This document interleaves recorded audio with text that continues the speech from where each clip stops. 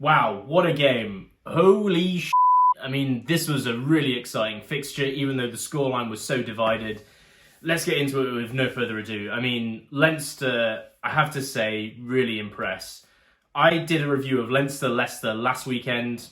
I wasn't too impressed with Leinster. I thought they were fighting a very injured Leicester, and I think they made a lot of mistakes. And I was a bit concerned that going into this game that maybe they would make the same mistakes. With all due respect, you're such a fantastic moron. It's terrifying. They would fall over themselves a little bit and they would allow La Rochelle to dictate the game, even though I thought La Rochelle really were questionable against the Stormers last week. However, one of you, actually I think a couple of you, have commented saying that Leinster generally tend to play the opposition that's in front of them. They tend to play the level a lot, probably like Tyson Fury in terms of boxing. They play what's in front of them, the quality, they will step up, and they more than did that today. There's a few differences that I think were the difference of why they won today compared to why they didn't win in the last two times they played La Rochelle in the tournament. I want to start with the positives of what Leinster did rather than the negatives of La Rochelle, because I really thought it was a really positive performance by Leinster. I think physicality was a huge thing for them. I mean, they were really aggressive on the point of attack. I think maybe there's some coaching they've had. They've brought in Nyamba, I think, from South Africa. Not sure if that was the big difference. I think the real difference really is I think Leinster have probably circled this game that they know it's going to be happening at the beginning of the year. They've had it stolen from them multiple times from La Rochelle, and they did not want that happening again today. I think they've circled this game, and that's why they just had it in their head. Boys, we're winning the physicality battle today. Always beating La Rochelle back on the gain line, did not allow them to get their power attack. I mean, at one point we had Tadhg Furlong dump tackling Will Skelton, which is just insane, right?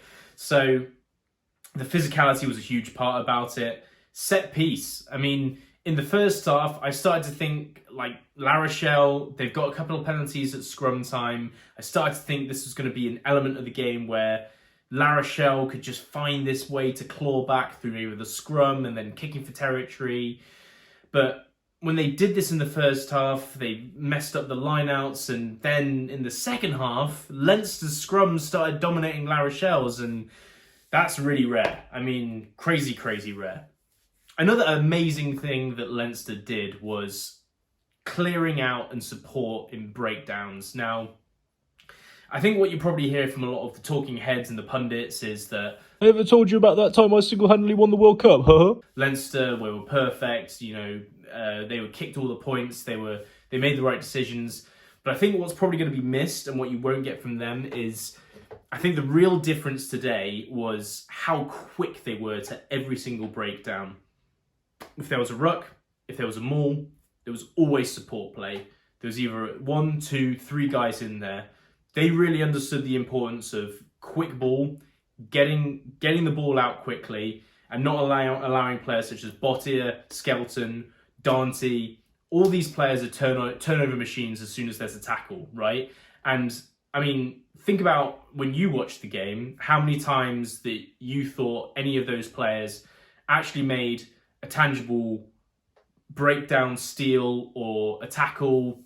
To be fair, Bottier did it twice, I think, in the first half, where he created basically a turnover off of kickoffs, and I thought maybe that was a risk for Leinster, but obviously it turned out not to be. But what I'm trying to get out here really is that Leinster made sure that their support play was crisp, like so neat. Like I cannot use enough superlatives for me to describe to you why I thought that was the difference in between Leinster being as dominant as they were and maybe getting defeated by La Rochelle. So those are all the positives. Negatives are why I thought La Rochelle didn't win this game. I don't know. They just kind of seemed tired in the second half. In the first half, it looked very, very typical of what happened in the Stormers game, where just like, whoa, like, where's the La Rochelle that we know before? There's no power running game. You know, we're not seeing them, you know, win the turnover battles. We're not seeing them win the physicality. But they just managed to just kind of stay in it a little bit, keep it within a 1 or 2 score game, especially in the first half where they scored. I felt like they've done what they always do. They just keep their foot in the door. It's just going to take a little bit of time before they just get rolling. But then in the second half, the energy just fell apart. Don't know where it went. And there's just an element of maybe, too much travel. Obviously, there were the Stormers last week down in South Africa. Maybe that's an element. I'm also starting to think that some of this team is aging up and above maybe their prime.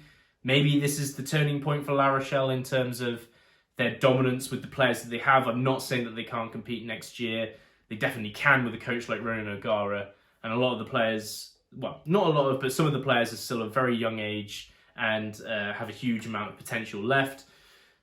A lot of those players in that team are starting to age a little bit. Will Skelton, as I said, Bottier, as I said. Dante, I believe, is probably getting up there in age. I'm just saying that a bit randomly. Jack Knoll is definitely no spring chicken. Yeah, I don't know. This might be the end of La Rochelle's complete dominance. It certainly is for this tournament. I mean, they're knocked out now. And I just felt the energy just kind of like got sucked out of them in the second half. They didn't have the comeback kernel attitude that they usually have where they come back and they start running the ball back. And I've not been watching the top 14 that much, but my impressions are that they're losing quite a few games. And maybe this is part of a wider problem rather than just like we traveled a little bit too much. So interesting to see what they do in the future. Looking to Leinsters Future. Now, I'm recording this straight after the game, so they still have to find out who they're playing against, if it's either going to be Northampton or if it's going to be the Bulls. To be honest with you, the Bulls are playing a bit of a second team for this quarterfinal. They've had a lot of their travelling issues that I think it makes it unlikely for the Bulls to win at Franklin's Gardens, if I'm being perfectly honest. I think Northampton, with how strong they are, will probably beat them.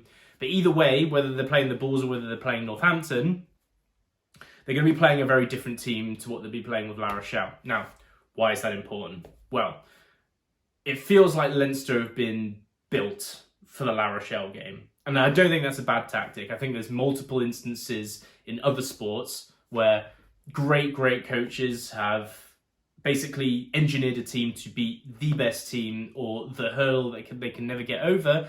And then when they get to the position where they've either beaten that team, they've either won the tournament because it's the final, or it's the semi-final and the quarter-final, and then they're able to change the game plan and change what their players can do because they've beaten what was the hurdle in their head that they never could, and then they can temper the game plan and then they can win. I think that's probably what Leinster have done. If they play Northampton or the Bulls, they're going to be playing a very different team because these two teams play very much from fly half outwards. They want to spread it pretty wide. They want to run from their own 22. They want to test you consistently, constantly. The defence is good, not great, so there is something in there for Leinster to utilise, but it's going to be running all over the park. And I feel like this Leinster team probably has the mettle to deal with that, but it's going to be interesting to see how they change their game plan to manage this, if that makes sense. La Rochelle was, heavyweight boxer, we're building hurting bombs, as that famous Rocky quote is. Heavy-duty, cast-iron, pile-driving punches that will have to hurt so much they'll rattle his ancestors. Every time you hit him with his shot, it's got to feel like he tried kissing the express train. Yeah, let's start building some hurting bombs. I'm getting off topic. The reality of the situation is that they're going to be playing a very different style of rugby, and I think it might complement quite well. If you're Leinster, you've got a load of big bruises in that team, and you're going to be playing power rugby, power quick rugby. Yeah, I mean, you might just batter Northampton to bits, and then you're in a final basically. So very, very interesting. And whether they're playing the Bulls or whether they're playing Northampton is going to be a very, very interesting game. A couple of more points here. Ross Byrne, still not 100% sure about him. He got man of the match.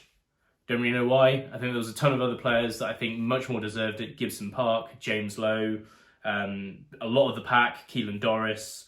The guy who started at 7, not too sure who he was, but he had a great game. And I was surprised that he got picked over Josh van der Fleer, but I think maybe that was a tactical decision to have Van der Fleer come on fresh and start jackling at 45 minutes in, which was genius. I think that was probably a tactical decision.